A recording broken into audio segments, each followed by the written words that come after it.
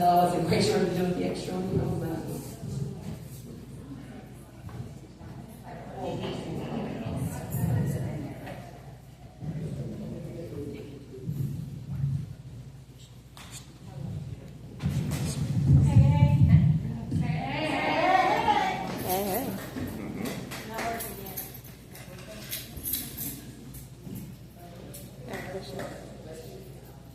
Hey, hey, hey. Hey, hey, hey. Can I get a big old hell yeah? Hell yeah. I think this is the one. This is the channel.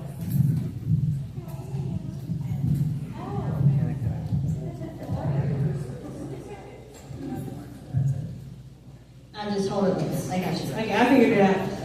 All right, who's in out here drinking tonight? All right, let's start this night out with a toast. Here's to the good girls who know better, the bad girls who don't care, and the lucky lads that get to figure it out. Absolutely. My name is Jessa Blake. It's just Jess without the ick. Also, my parents were 17 when I happened. It might just be misspelled. I'm out here tonight. I got a cane. I decided if I'm going to be stuck with it, it's going to be bedazzled. I have a dislocated hip, and I got it in the least fun way possible. This is not a FetLife injury. It's just, you know what it's about. I recently learned the phrase down and out. I thought it meant you were broke. Apparently, it just means you're not getting any. And I don't think you should consider yourself down and out until you're on FetLife making life decisions. Like, is this going to define me? I don't think you're down and out until your love language is safe words. I invited my friend to come out tonight, and she's like, is it okay if I bring my boyfriend? I was like, yeah, sure. Bring him. And she goes, I just need you to know, his name is Justin, but he's not your ex-husband. And I was like, well, one, I don't see her dating anybody I've ever dated or married or, what have you. But it would explain, like, our mental issues if she did. We would match. I started doing comedy because my ex-husband told me I couldn't. Absolutely. So, once he found out I was out here slinging giggles, he comes up to me, hey, don't be making no dick jokes about me. I told him, my friend, you ain't got not one goddamn thing to worry about because you did not give me enough material. My husband was so white, he only had hair around the edges of his back. I told him he was so white that his back looked like a loaf of bread. When I got married, I had the grandma talk, She's over there telling me what I'm supposed to do, what I should or shouldn't do, and how the wedding's supposed to be, right? And she's flipping through her first wedding photo album, and she's getting married in this beautiful blue dress to her first husband, who was currently in prison. And she tells me, she goes, you shouldn't wear a white wedding dress because you're not a virgin. I was like, well, how many guys do I got to do to get the blue? That was the second largest hardest that woman ever hit me. But mind you, like, growing up, I was in and out of foster care, and, when I was with her, she used to leave me with my great-great-grandma to watch me. That woman was 87 years old. She smoked clove cigarettes and drank white liquor like it was water. If she had to go out and about, she didn't want a toddler cramping her stuff. She used to leave me on the porch with her pet bobcat, Tom Tom. She'd leave me with him and a bag of Cheetos. Like, what can happen? Like, she's got an apex predator watching her. And my boyfriend wonders why I have feral-like activities in the house. But when I got married at my bachelorette party, We went to Comedy Zone on the Arizona Pete's thing, right? Oh. And then I got a lap dance from a man that looked like Chris Farley. And when I got married, I wasn't hungover. I was still currently drunk. So the preacher's like, hey, Mr. Blake, I need you to take Jess's right hand. And he says his side, he comes over to me and goes, I need you to take Mr. Blake's right hand. I'm like, they're both right hands. But I never changed my name. A lot of people are like, Jess, you've been just divorced for a while now. Why didn't you change your name back? Cost too much money. It's too much paperwork. I don't want them. I don't like my first name. I don't want my second one. I paid for this one. It's no backsies. He tried to take me to court to make me change it. He already signed that waiver when we got divorced. I was like, I'll change it today, pay all the money and do all the paperwork. I'm just not doing it. Because no, okay, so it's my name. So I decided I'm going to get married a whole bunch of times and make a whole bunch more Blakes, and there's not shit you can do about it. That's how you establish dominance to an ex-husband. I will make more of you.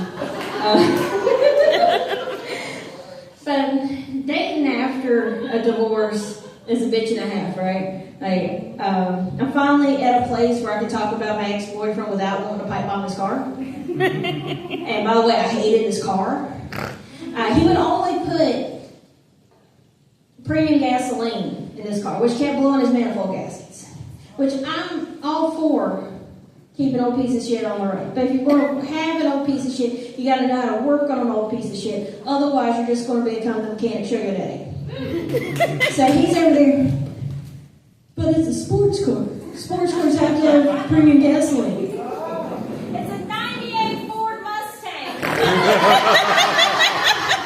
That's like saying my sparkle shoes and Jeff's Jordans are the same. They are not. They just happen to both be shoes. No. Absolutely. And none of the panels were the same shade of burgundy. It's a sports car. It's a four-cylinder and an automatic hand, and no. But don't get me wrong, he was a beautiful, beautiful man. Beautiful man. He was 6'1". He was the kind of man that you just want to oil up and show off, Like the kind of man that could lay pipe but didn't know a goddamn thing about plumbing. That's fine. That's fine.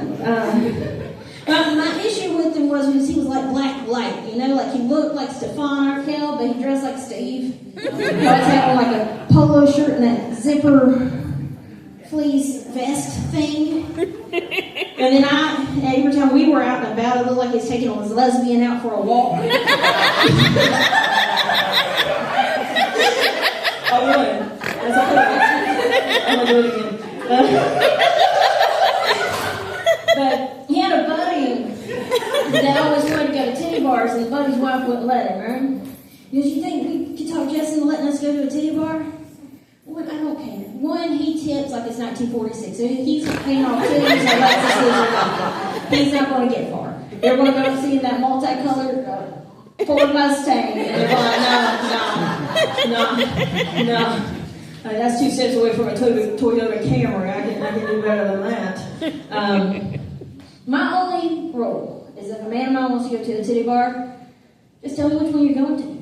I just need to confirm I don't have a relative working there. I don't care if you see titties. I just don't want them to be relative titties. If you come back to my house and, describe a mom win to me, we're going to fight. But it's also going to be your trauma because, I know she's got C-section scars and stab wounds. I'm trying to help you out, my brother. That man was convinced, between all argument, that all of my body pain was because I didn't have a bra that fit me. And mind you, I have taken trigonometry too, and I still do not understand titty algebra. I don't know what's supposed to be going on up here. I don't know. But he was like, so he tells me that, forget all the 30 plus balls I've broken, all the times I've been thrown through walls, multiple, car wrecks, the time I was shot, none of that counted. It was just, my titties were not in their assigned seats, so that was causing everything. So we go, he's like, I'm going to take you to go get a real bra. All right, G-Pass, let's go do it. I want to see you pass out. So we go to Victoria's Secret, and they're like, you're a 34B. And I'm like, you're a liar. So we go to a place that specializes in, titties. I need something with like scaffolding is Bondo or something. And we it's like the Rubik's Cube of titties. There's going to be like a little gnome back there that asks you 3 questions first. How much do you know about ravens? They call him Tim. We went to this other place and they're like, all right, you're a 40 double D. Okay, that makes a bit more sense. That makes a little bit more sense. So I get one that I know is on the lower titty price scale, right? And he goes, I'm going to pay for it. He's like, are you sure about that? Yeah, I said, all right, go for it. It came out to be $97, and he passed out and left me. A lot of people ask me, Jess, what's the hardest part about being in an interracial relationship? And most of it don't bother me. Like old blue hairs and mothballs at the grocery store, I don't care. They can go eat it. I don't care. That don't bother me. One of the hardest issues, we have 2 main issues. One, if I got sick and I tell the man I need cough syrup and orange juice, trying to convince him that Tampico is not real orange juice. It's been in my existence for like 3 years. And like I'm a pretty fair skinned person. You see me. I'm aware. I've been involved in what. If we made out, my makeup would get on him, and then he'd leave the session looking like Violent J from ICP.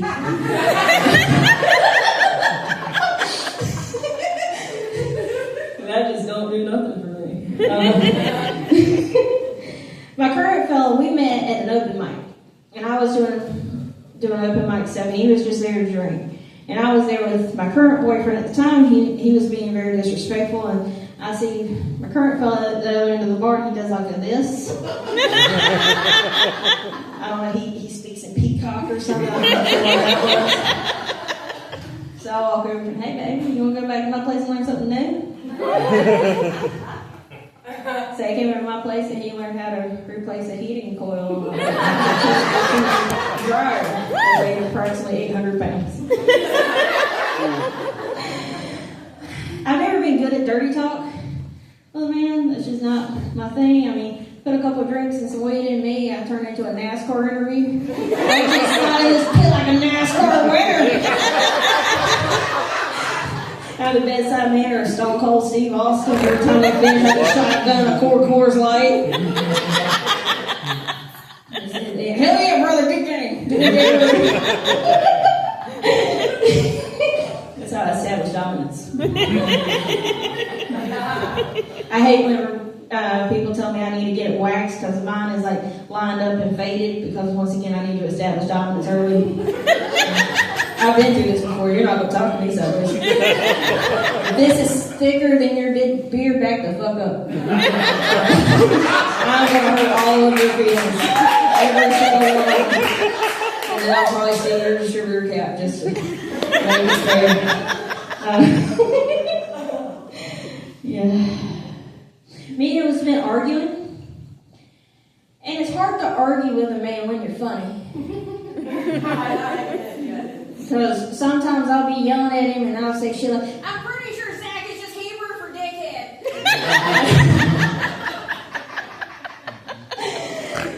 But sometimes it's hard to talk to each other because we come from different worlds, right? Like his family comes from like a proper upper middle class family. And then the only class my family has is like various felonies. Like my grandpa went to prison once for mailing his taxes back as deceased. So wife number 2 and 3 couldn't get their alimony. They SWAT teamed our house. That was a really hard note to give to a ghost. Just grandpa shit. I learned last week I can't tell my grandpa jokes anymore because I upset someone here last week. They wanted to call CPS. Like, ma'am, I'm in my 30s and he is dead. That phone call is a little late. You're a little late on the roll on that one. You should have been around like 2002.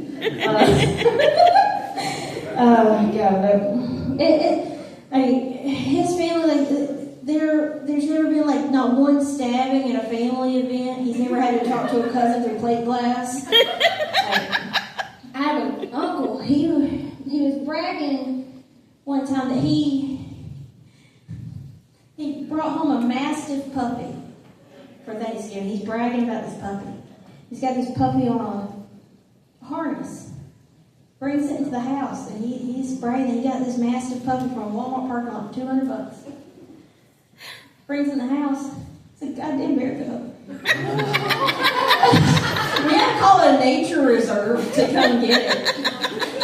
And I was like, just let him keep it. I mean, in a couple of years, he'll quit calling me for bail money. It'll be fine. It'll be fine. Let's see. This is a mom show. I didn't meet my real mom until I was 17. And a lot of people think that's terrible, but I do stand-up comedy, and this is how I deal with it, because I find it funny, you get to find it funny. So you're allowed to laugh, and you don't have to feel bad about it. But the first time I met my mom, it's probably about 17. She comes over to the house, and I didn't know my mom wasn't white, because you see me. I get it. A lot of people will be like, she was like, does your dad ever let you out of the house? Yes, he does. That's why I'm sunburned. And she goes, what's your middle name? I'm like, bitch, we have the same middle name. How bad are you replicating that you can't remember? Jesus Christ. And then, my mom, her favorite flavor of men is bodybuilders. So I'm going to guess that, I get my taste of men from my dad, because that doesn't do anything for me. And we met, like, she's like, I got something for you in my garage. It's like, okay, so I come over, and she had, like, changed her garage to do, like, the spray painting on the bodybuilders, like the spray garage. Like, they're Jerome from here down and from here up, and Chris, you know what I'm saying? So I'm in there, my mom's, like, spray painting 8 dudes, and I'm like, I'm not calling any of them Dad. Bitch, you're 5. But a lot of people, they see me. Jess, there's no way. Like, I tell them, technically I'm biracial. I'm like, girl, you ain't got no black in you. I was like, well, not recently, but that's not my ethnicity. That's all I got for you guys tonight.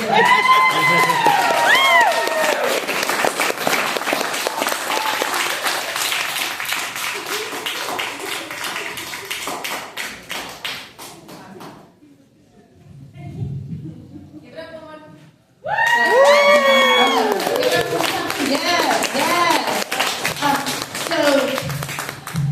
In reference to the story that I told you earlier about, I'm kind of a free-range parent. Is the Tomcat still available, or?